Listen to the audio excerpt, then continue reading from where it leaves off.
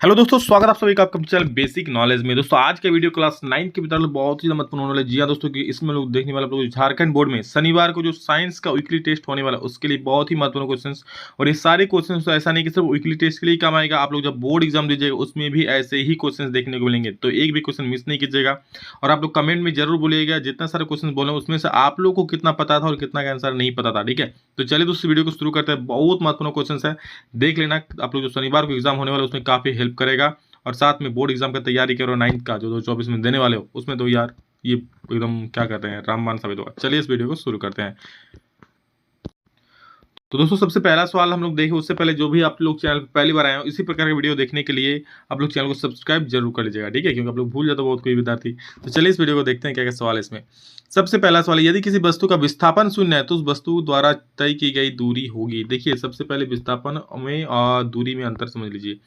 मान लीजिए आपका घर यहाँ है, ठीक है, यहाँ पे आपका घर है, आपको यहाँ पे जाना है। तो आप एक रास्ता ऐसे है और एक रास्ता ऐसे है, तो इधर से अगर घूम के जाते हो तो ये भी आप वहीं पहुंचते हो, इससे जाते हो तो ये भी वहीं पहुंचते हो। लेकिन ये क्या शॉर्टेज डिस्टेंस है, सबसे न्यूनतम दूरी। तो यही दोस्तों विस्थापन होता है, ठीक है। मतलब फाइनल आप इनिशियल कहाँ पे थे, स्टार्टिंग में कहाँ पे थे, और फाइनली आप कहाँ पे पहुंचते हो, उसका जो सबसे न्यूनतम दूरी होता है ना, वही आपका क्या होता है, विस्थापन होता है। कभी कभी ऐसा भी हो सकता है ना कि आप इस बिंदु पे हो, दूसरी दुनिया घूम के फिर आप उसी बिंदु में आ गए। तो फाइनल मतलब स्टार्टिंग और अंतिम आपका दूरी क्या है, दोनों का जीरो है ना। अब पहले भी यहीं पे थे, अभी भी यहीं पे हो, तो अब क्या कह सकते हो, दोनों का पोजीशन सेम है, मतलब न्यूनतम दूरी क्या है, दोनों का वहीं पे है, अब भी वहीं पे है, तो जीरो हो गया ना। मतलब विस्थापन शून्य हो गया, पर दूरी शून्य हुआ गया नहीं, दूरी इतना दूरी घूम के आ गया ना। तो विस्थापन शून्य है तो वस्तु द्वारा तय की क्या दूरी शून्य होगा, नहीं, शून्य नहीं हो सकता। शून्य हो भी सकता है, शून्य नहीं भी हो सकता है। तो शून्य अथवा शून्य नहीं भी हो सकता है, समझ रहे हो। दूरी शून्य, आप मान लो ऐसा एक वस्तु यहीं पे है, कुछ किधर गया ही नहीं, यहीं पे रह गया, तो विस्थापन भी शून्य और दूरी भी शून्य हो गया, ठीक है। तो अगर विस्थापन शून्य होता है तो हो सकता है दूरी शून्य हो या ना हो, दोनों हो सकता है, शून्य अथवा शून्य नहीं हो सकता है। ऑडोमीटर क्या मापता है, तो ऑडोमीटर दोस्तों गाड़ी द्वारा चली गई दूरी को मापता है। आप लोग जब बाइक चलाते हो आगे में देखते हो एक मीटर रहता है, वहाँ भी इस प्रकार से लिखा रहता है कितना मीटर चला, ठीक है। तो ऑडोमीटर क्या मापता है, गाड़ी द्वारा चली गई दूरी को। वही याद रखना। स्पीडोमीटर की बात करें तो स्पीडोमीटर अगर पूछेगा तो क्या हो जाएगा, वो मतलब चली गाड़ी के स्पीड को मापता है, ठीक है, चाल को मापता है। लेकिन यहाँ स्पीडोमीटर नहीं, ऑडोमीटर पूछा है तो यहाँ चली गई दूरी हो जाएगा। अगला प्रश्न है 18 किलोमीटर प्रति घंटा का वेग को डैश मीटर परसेंट में बदलना है, ठीक है। तो कुछ नहीं, आप 18 किलोमीटर याद रखना, किलोमीटर प्रति घंटा को जब भी आप मीटर परसेंट में चेंज करोगे उसको 5/18 से गुना कर देना। किससे, 5/18 से। 18 काट जाए कर जाएगा, क्या बचेगा, 5 बचेगा, 5 मीटर प्रति सेकंड आपका आंसर हो जाएगा, ठीक है। तो याद रखना जब भी आप लोग किलोमीटर प्रति घंटा को मीटर प्रति सेकंड में चेंज करोगे तो किससे गुना करोगे, 5/18 से। और एक चीज याद रख लो या फिर कॉपी में लिख लो कि जब आप लोग मीटर पर सेकंड को किस में चेंज करोगे, किलोमीटर प्रति घंटा में चेंज करोगे, तो उसको किससे गुना करोगे, उसका ठीक उल्टा कर देना, 18/5 से, ठीक है। तो मीटर पर सेकंड को अगर किलोमीटर प्रति घंटा में चेंज करना है तो जितना रहेगा उसको आप 18/5 से गुना कर देना, और अगर किलोमीटर प्रति घंटा उसको मीटर पर में चेंज करना है तो अब जितना रहेगा उसको 5/18 से गुना कर देना, बस हो जाएगा। तो 18 को 18/5 से गुना करना, सॉरी 18 को अगर आप 5/18 से गुना करोगे तो कितना हो जाएगा, 18 कटिंग हो जाएगा, 5 आंसर यानी 5 मीटर पर सेकंड, जो कि आपका ऑप्शन नंबर 4 बिल्कुल सही हो जाएगा। समझ गए। अगला प्रश्न देखिए आप, किसी विशेष दिशा में कण की चाल को उसका डैश कहते हैं। किसी विशेष दिशा में अगर चाल है तो उसको वेग बोलते हैं, ठीक है।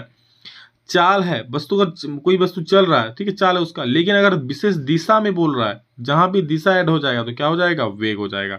क्योंकि चाल भाई अदिश राशि है, वही वेग क्या हो जाएगा, वेग सदिश राशि है। क्यों, क्योंकि इसका दिशा होता है। तो चाल के साथ अगर दिशा की बात हो जाए तो क्या हो जाएगा, वेग, ठीक है।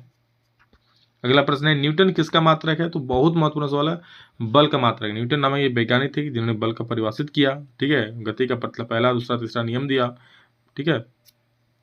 तो बल का मात्रक होता है न्यूटन, जिसको हम लोग एन से सूचित करते हैं। न्यूटन का गति कौन सा नियम बल की परिभाषा देता है, ठीक है। न्यूटन की गति का कौन सा नियम बल की परिभाषा देता है। जिस प्रकार 10th में मैं होमवर्क दिया था, आप लोगों को भी होमवर्क दे रहा हूँ, ये कमेंट में आप लोग सभी लोग बोलना, जो इतना दूर देख रहे हो आप लोग सच में एग्जाम में अच्छा नंबर लाने के लिए पढ़ रहे हो, तभी आप लोग पैसेंस से देख रहे हो। तो इसका आंसर सभी लोग कमेंट में जरूर बोलना कि न्यूटन का गति का कौन सा नियम बल की परिभाषा देता है। पहला दूसरा तीसरा चौथा तो होता नहीं, इनमें से कोई नहीं हो जाएगा, ठीक है। मतलब आंसर इनमें से कोई नहीं होगा, कोई नहीं होगा, मतलब आप लोग आंसर इसका कमेंट में बोलना, ठीक है। अगला प्रश्न है त्वरण का ऐसा मात्रक, बहुत शानदार और इंपॉर्टेंट क्वेश्चन है और बहुत आसान सा है, याद रखना। त्वरण का ऐसा मात्रक होता है मीटर प्रति सेकंड स्क्वायर। तो मीटर प्रति सेकंड स्क्वायर कहाँ है, देखो मीटर प्रति second square, option number C है, तो मार देना इसको गोली। अगला प्रश्न है वेग में परिवर्तन की दर। वेग में परिवर्तन मतलब v/t या dv/dt। तो वेग में परिवर्तन की दर को त्वरण बोलते हैं। क्या बोलते हैं, त्वरण, याद रखना। वेग में परिवर्तन की दर को बोलते हैं त्वरण, ठीक है। अगला प्रश्न है एक कार 2 घंटे में 2h मतलब 2 आवर में 100 सेंटीमीटर की दूरी तय करता है, तो उसका औसत चाल कितना होगा। दोस्तों यहाँ पर थोड़ा सा गलती किया है, 100 सेंटीमीटर दिया है, ठीक है, तो सेंटीमीटर नहीं, ये आई थिंक मीटर होना चाहिए, ठीक, जो भी है देख, तो चलो हम मीटर, चलो किलोमीटर है, किलोमीटर, तो यहाँ इंग्लिश वाला दिया हुआ है। 100 किलोमीटर बोला है ना, 100 किलोमीटर की दूरी 2 घंटा में, तो इसका एवरेज स्पीड। तो औसत चाल बराबर होता है कुल दूरी बटा कुल समय। फॉर्मूला लिख लो, औसत चाल बराबर होता है कुल दूरी बटा कुल समय। कुल दूरी है 100, कुल दूरी है 100 बटा कुल समय कितना लग रहा है, 2 घंटा। तो काट देना इसको, 50 बार में कट जाएगा, यानी 50 किलोमीटर प्रति घंटा आपका आंसर हो जाएगा। That is option number B आपका पूरा सही आंसर हो जाएगा, ठीक है। चलिए अगला क्वेश्चन देखते हैं। 2 kg वाली वस्तु को 5 मीटर प्रति सेकंड स्क्वायर की दर से त्वरित करने में कितना बल की आवश्यकता होगी। तो सबसे पहले आपको बल का फॉर्मूला पता होना चाहिए। बल याद रखना हमेशा के लिए, बल यानी फोर्स, F बराबर क्या हो जाएगा, F बराबर m इंटू ए, ये हम होता है बल का फॉर्मूला, याद रखना हमेशा ये यूज होगा, ठीक है। बल का formula F equal to M A. अब F equal to M A, तो m कितना, देखो m 2 kg दिया है, m मतलब द्रव्यमान कितना है, 2 kg है। ए मतलब क्या होता है, त्वरण, ए कितना दिया, त्वरण कितना दिया देख लो, 5 मीटर पर सेकंड स्क्वायर दिया हुआ है, ठीक है। हमको लगाना है F बराबर एम ए, बस लगा दो F बराबर एम ए। तो m की जगह पे 2 और एक जगह पे 5, यानी 2 इंटू 5, 2 गुने 5, तो बचे 10 बल निकालना है न्यूटन, 10 न्यूटन आपका आंसर हो गया, जो कि ऑप्शन नंबर बी बिल्कुल सही हो जाएगा। Got it. आगे देखो अगला प्रश्न है हम लोग का, चंद्रमा की सतह पर किसी वस्तु का भार पृथ्वी की सतह पर उसके भार का कितना गुना होता है। पूरे चंद्रमा की सतह पर किसी भी वस्तु का भार पृथ्वी पर उसके भार का कितना गुना होता है। तो पृथ्वी पर किसी वस्तु का भार जितना भी है ना, उसका चंद्रमा में 1/6 गुना हो जाएगा, यानी 1/6। याद रखना चंद्रमा पर भार कितना होता है, 1/6 गुना, पृथ्वी के भार का 1/6 गुना होता है। यानी कि अगर पृथ्वी में किसी वस्तु का भार 60 न्यूटन है, तो चंद्रमा में उसका 1/6 हो जाएगा, यानी 10 न्यूटन हो जाएगा चंद्रमा में। मतलब चंद्रमा में कितना काफी हल्का महसूस करोगे। धनुष की तनित डोरी में कौन सी ऊर्जा होती है। देखो धनुष का डोरी तना हुआ है तो स्थिर है अभी ना, और लेकिन उसमें ऊर्जा है, जैसे मारेगा छड़ाक से मार देगा, तो उसमें क्या होगा, स्थिर ऊर्जा, अभी स्थिर ऊर्जा है उसमें, ठीक है। गतिज ऊर्जा किसमें होती है, अगर कोई वस्तु गति में है तो उसमें गतिज ऊर्जा होगी, अगर कोई वस्तु स्थिति में है, स्थिर है, तो उसमें स्थिर ऊर्जा होगी। जैसे इस धनुष की तनी डोरी खींच के रखा है, स्थिर है ना, अब छोड़ेगा तो सीधा भागेगा, मारेगा फटाक से, तो हो जाएगा स्थिर ऊर्जा। अगला प्रश्न हम लोग का है कि किसी वस्तु का वेग को अगर दोगुना कर दिया जाए तो उसकी गतिज ऊर्जा कितनी होगी। काफी महत्वपूर्ण सवाल है। गतिज ऊर्जा यानी कि काइनेटिक एनर्जी, इसको बोलते हैं गतिज ऊर्जा। फॉर्मूला होता है ½ mv², याद रखना 1/2 mv²।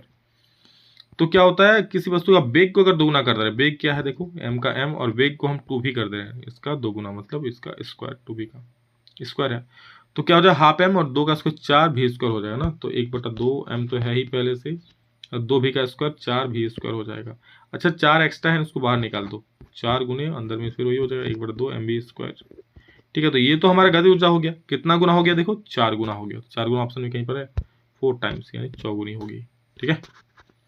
अगला प्रश्न है निम्न में से कौन सदिश राशि नहीं है। सदिश राशि कौन नहीं है, जिसकी दिशा नहीं होती है। विस्थापन की दिशा होती है, भार की दिशा होती है, नीचे को लगती है, त्वरण की भी दिशा होती है, बट तो चाल है ना, स्पीड है ना, मैंने पहले ही कहा चाल की दिशा नहीं होती। हाँ चाल की अगर दिशा होगी तो वो वेग हो जाएगा, चाल नहीं होगा, याद रखना। अभी मैंने बताया कुछ देर पहले। अचर चाल से गतिशील वस्तु का दूरी समय ग्राफ कैसा होता है। अचर चाल यानी कि कांस्टेंट स्पीड से अगर कोई वस्तु चलेगा तो उसका दूरी समय ग्राफ कैसा होगा, ठीक है। तो कांस्टेंट स्पीड से चलेगा तो उसका दूरी चाल होगा क्या, सरल रेखा हो जाएगा, याद रखना क्या होगा, सरल रेखा, यानी कि ऑप्शन नंबर ये सही हो जाएगा।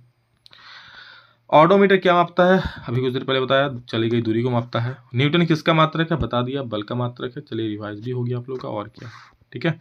और प्रश्न है कि बल एवं विस्थापन दोनों सदिश है, तो कार्य जो बल एवं विस्थापन का गुणनफल है क्या होगा।